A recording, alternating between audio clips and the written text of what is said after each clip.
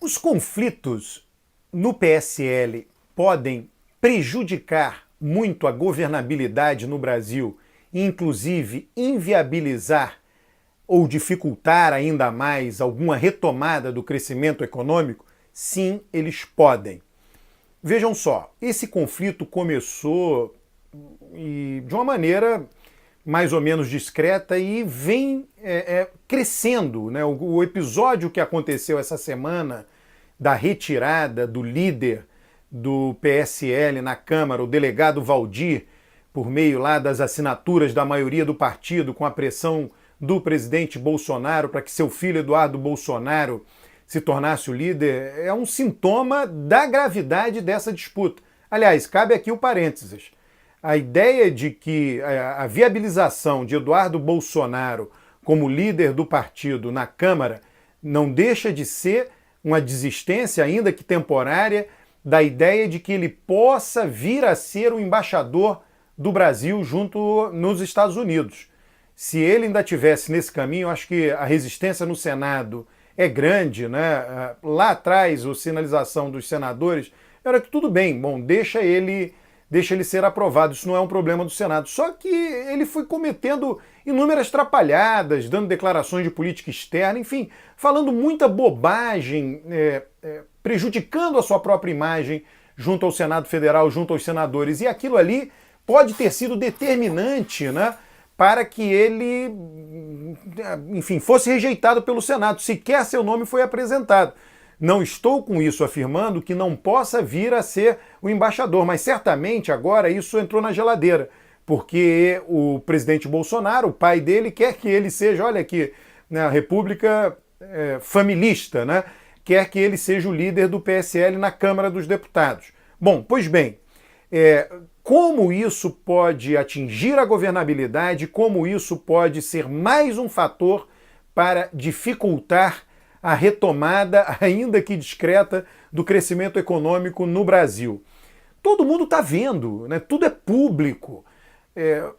Empresários, investidores estão vendo por meio da leitura dos jornais, mas não apenas. As pessoas vão a Brasília, conversam. A Câmara dos Deputados é um lugar muito aberto. Se você for a Brasília e quiser visitar a Câmara dos Deputados, você entra com facilidade. Se quiser conversar com um deputado, você conversa com facilidade.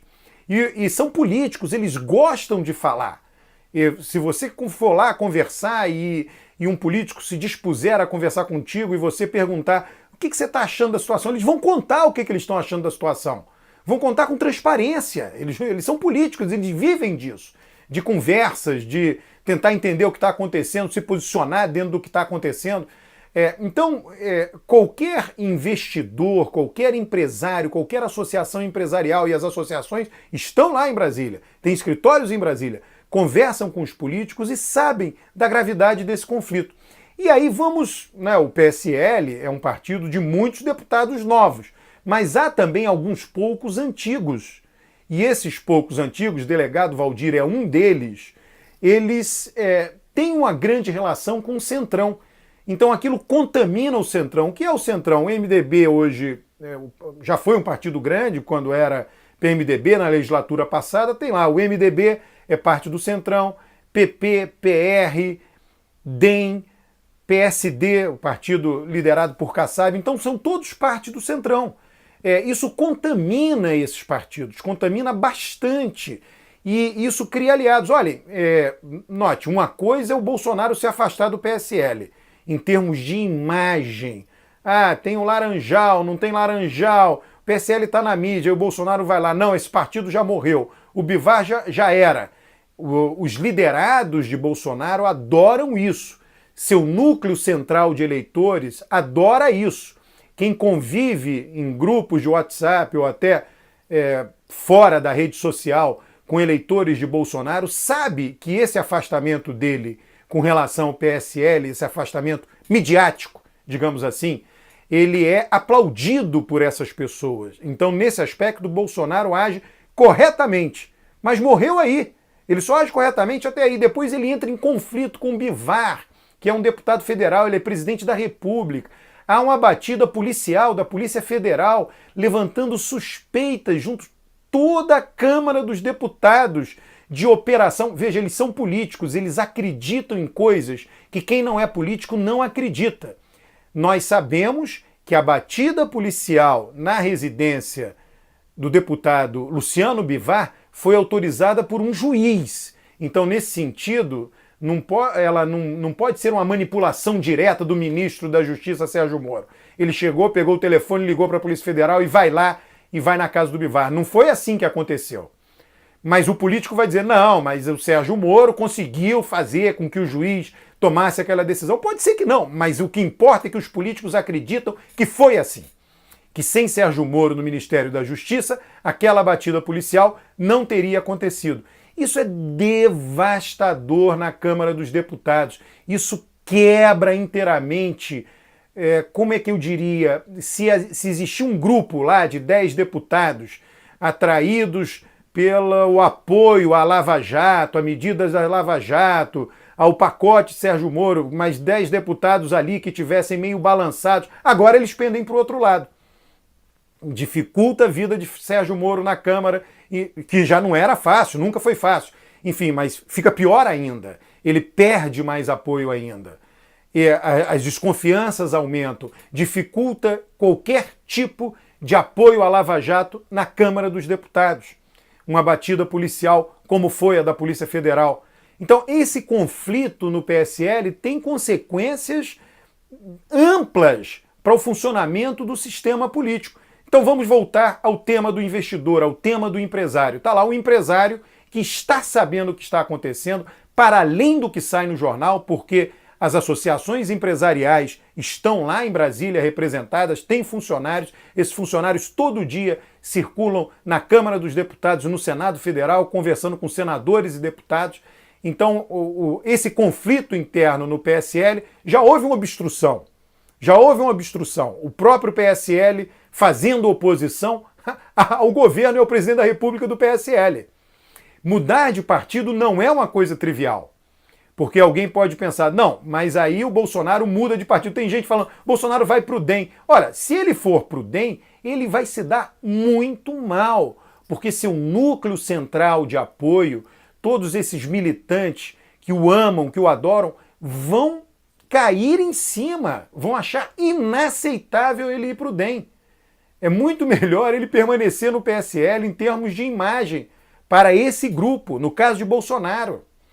Agora, sair é difícil, porque sair é a velha história. Se você se muda de partido, se você se muda de domicílio, você muda de partido, muda de domicílio, você não leva a mudança. Já imaginou você sair da sua casa, se mudar e não levar a mudança? Alguém diz, não, você pode se mudar, mas não leva a mudança. Todos os seus móveis vão ficar aqui, seus objetos pessoais, tudo, cama, roupas. É isso que acontece hoje com o partido. Alguém, um deputado, eventualmente, tem deputados que saem amigavelmente do partido e preservam o mandato. E aí eles mudam de partido, mas ninguém vai com eles. Ninguém, absolutamente ninguém vai com eles, por conta do risco de perder o mandato. Bolsonaro pode mudar de partido? Sem dúvida nenhuma pode. Pode fundar um partido para ele? Pode. O difícil vai ser levar deputados para esse partido. Daí ser melhor para ele trabalhar o conflito interno. Porém, o conflito interno está se tornando cada vez maior, cada vez mais complicado. E isso tudo gera ressentimentos. Ressentimento lá no sentido nietzschiano do termo, sentir novamente, ressentir. Coisas que acontecem hoje, o que é ressentir? É lembrar do passado. São coisas que ficam, são mágoas que foram plantadas e que os políticos vão levando para frente. E mais do que isso, desconfianças. As desconfianças são plantadas. Bebiano foi a pessoa de super confiança de Bolsonaro tocando o PSL no período da campanha eleitoral. Sem a ação de Bebiano, muitas coisas que ajudaram Bolsonaro a ser eleito presidente da República não teriam acontecido. Não estou dizendo que ele não teria sido eleito sem Bebiano, não é isso. Mas Bebiano foi peça importante de todo o processo. Aí caiu, não resistiu. Agora Bivar assumiu depois. Bivar não tem nada a ver com os financiamentos de campanha que ocorreram em 2018. E aí Bivar começa a dominar o partido com seu grupo político. E, obviamente, no ano passado, antes do resultado eleitoral, o PSL era um partido sem dinheiro. Hoje é o partido que tem mais recurso do fundo partidário. Então, o que isso muda? Todo mundo está de olho no recurso, todo mundo quer controlar esse recurso para apoiar suas candidaturas. Então, essa guerra é importante por causa disso. O Bolsonaro vai perdendo o controle, vai perdendo o controle, vai perdendo o controle. Em algum momento ele diz, opa, estou perdendo o controle do partido, eu tenho que retomar. E aí é o presidente da República, tem uma imensidão de recursos debaixo da sua caneta. Então ele pega, liga para os deputados e diz, olha, eu quero que meu filho seja o líder do partido. O que você quer? Quantos cargos você quer? Em qual ministério? Em qual autarquia? Em qual empresa? E aí o deputado vai pedindo, vai lá e apoia. É claro que a máquina da presidência da República é incomparável, é insuperável.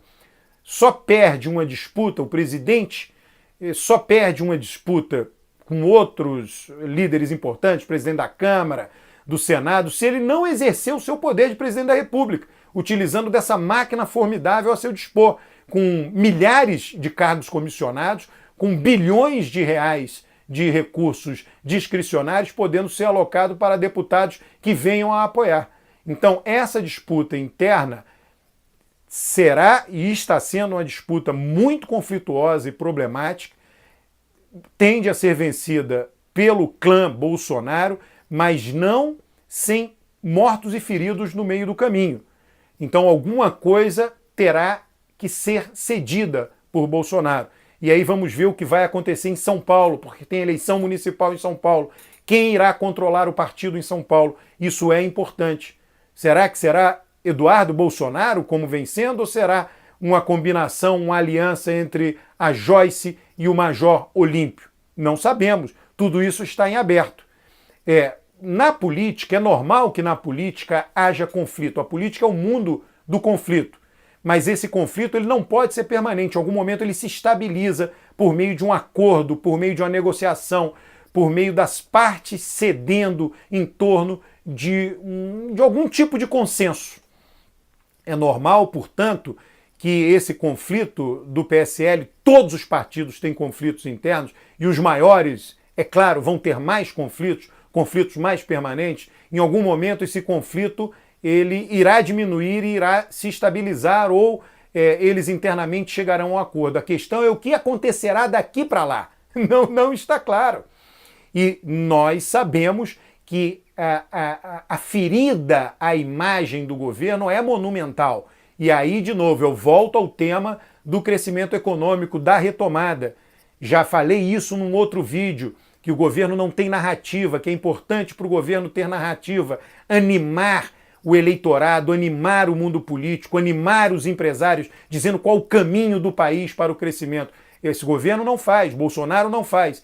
E quando os investidores e os atores veem um conflito desse, além de não ter essa animação, há um desânimo completo. Isso, os agentes econômicos olham e dizem, olha, isso daí não está indo no bom caminho, eu vou segurar, não vou botar dinheiro num país que está acontecendo isso aí no partido do presidente da República. Então este é um problema crucial que afeta a vida de todos nós. Tá? Então vamos ver como isso será resolvido.